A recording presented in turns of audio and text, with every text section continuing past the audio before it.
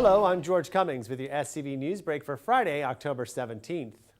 Hart District officials released maps for what our junior high and high school districts might look like in future elections if they abandon at-large votes in favor of trustee areas. 2 district maps were drawn by a demographics firm hired by attorneys for the district. The maps were created as part of a move to what's called trustee-based elections, which would split the governing board's area into 5 regions, and each region would have its own rep. The maps each have a current governing board member in a different district, which isn't a problem, except that each map reportedly takes where the incumbents live into consideration, which is illegal per state law. Big band music fans enjoyed a special performance by the world-famous Glenn Miller Orchestra, who performed at West Ranch High School Thursday night. High school music students also got a treat. They joined the orchestra on stage to perform an encore of Miller's most famous hit, In the Mood. I don't want this music to be lost. These are American classics, and so it would be a shame if we left it aside. So I'm hoping that, not only the baby boomers who are here are telling their kids, I'm hoping that those kids will get into it the way that I did when I was 11 years old, so it would be great. It's great to be able to put on a concert for the community and have such a great turnout. Nostalgia of the big band era, the swing era, Glenn Miller, legend, icon in jazz music.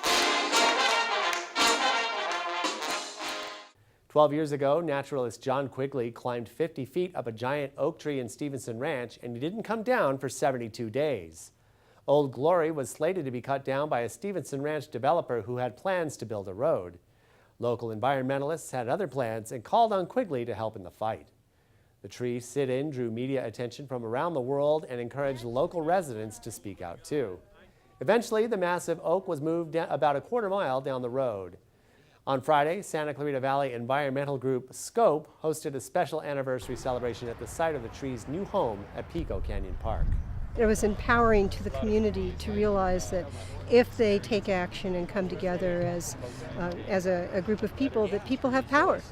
And that's, I think, one of the big lessons learned in this. The crazy thing was, in the first week, so many people were bringing food that we had to create a sign-up sheet, because I was just, like, so many dinners were coming up the tree, I couldn't eat them all. I just had them hanging around me. So we started a sign-up list, so people would, and then people would come by and say, we're bringing you breakfast on Thursday. I'm like, great, I look forward to eating it, So there was just a lot of magic that, if you ever saw the film It's a Wonderful Life, it felt like a Frank Capra film, and it just brought back that feeling that there's a lot of good still in America, and when the people come together.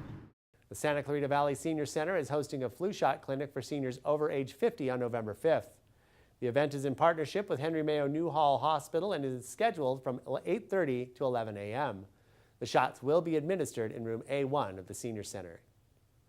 When many of us think of heroes, Superman, Batman, firefighters, and sheriff's deputies come to mind. Now a smartphone app is showing people that they too can save lives here in our valley. It's called Pulse Point, and it works with local fire departments to notify citizens of emergencies in their areas, including medical emergencies, traffic collisions, and fires.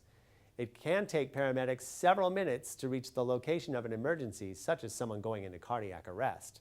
By notifying citizens nearby who are certified in CPR, they can begin helping a person who is suffering from a cardiac arrest, and more lives can be saved.